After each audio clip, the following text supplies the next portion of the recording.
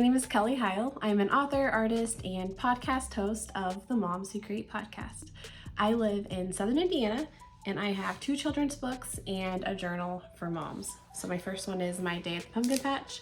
Actually, my first book was My Day at the Art Museum. I published it in 2019, and this one came out last year.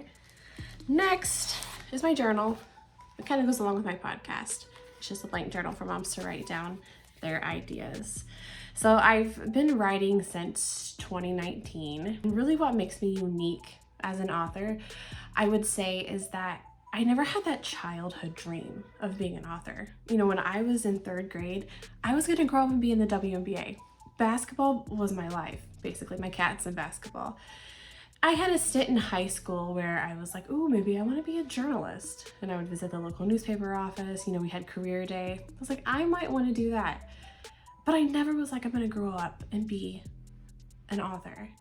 I never even really read until I read, but I never really got into reading until I was about 25. And I haven't looked back since then. So I would say that kind of does make me more unique, because I feel like I talked to so many people that say, oh, I knew I was going to be a writer my whole life. When I was a kid, I wrote poems, I did this, I played basketball, but it just shows you that you just never know where life is going to take you.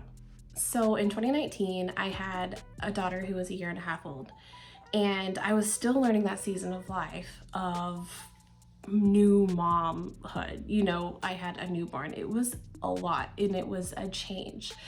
And I didn't really have that creative side of me at that time. You know, I was just focused on diapers and nursing and all the things.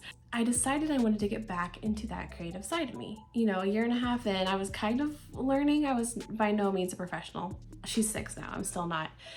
But I was inspired by her to write a children's book. I told my husband one day, I was coming home from this, like a mom fitness class, and I was like, I'm gonna write a children's book. I'm gonna illustrate it. I'm gonna self-publish it. He was like, sure, Jan. You know what I mean? Like, he believed in me, but it was just so random and out of left field. Fast forward, I did it, and it was My Day at the Art Museum, and the character's name is Charlotte. Charlotte is the name of my oldest daughter. So she was really my inspiration. You know, the first 1.5 years of her life, I did nothing creative because I was tired. You know, it was a time, but I used that tiredness, that season, and my baby as the inspiration to find my old self again, and then like use her as the character in the book to go from there. So she was really the inspiration behind my first book.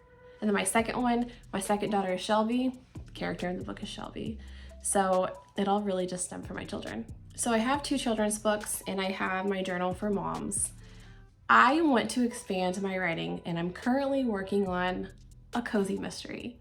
Cozy mysteries are something that I didn't really know existed as a genre until a few years ago. So growing up, my parents and we watched so many old shows. Probably when I was 6, I just assumed that all television was black and white because we watched like Andy Griffith's show, Leave It to Beaver. But we also watched Murder, She Wrote. I didn't realize until I got older and I found these books called Cozy Mysteries that they read just like when I was younger and I would watch Murder, She Wrote. And it brought back that really I don't know how to describe it, that feeling I had when I watched it when I was younger, that it just felt like comfortable. Does that make sense, you know? So I decided last year, I'm gonna write a cozy mystery. I love reading them. There's nothing bad in it, like not even like language, nothing. It's very clean. It's just a really good whodunit. And I love whodunits. You know, the old movie, I think it's like 1985 Clue, like that. I love that. I love that feeling. So that's where I am taking the direction of my writing. I still want to do children's books. I still want to do things that are for like the podcast and for mom authors and everything. But I'm also going to dive into writing my first cozy mystery novel.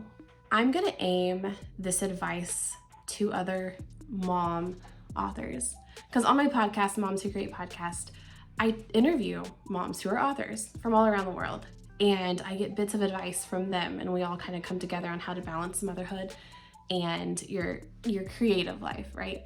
if you're a mom and you're watching this, my advice to you is if you want to do something, just do it. There is not going to be the perfect time. Never is there going to be the perfect time. There's always going to be something, whether your kids are small, teenagers, out of the house, whatever it is. You have to intentionally and purposefully create your life. So if you want to write a book, you have to find the time, whether it's 5 minutes, in the car waiting in the drive-through of Chick-fil-A, whatever it is. If you have kids in school, if you're in your car waiting in the pickup line, use that time. Don't wait for that time just to sit down in your office at the desk and have 3 hours. You can't always wait on the perfect moment. So start off with just small chunks of time, like if it's 5 minutes every day, if it's 15 minutes a week, make sure you intentionally make time for your art, craft, writing. If you want to write a book, you can do it.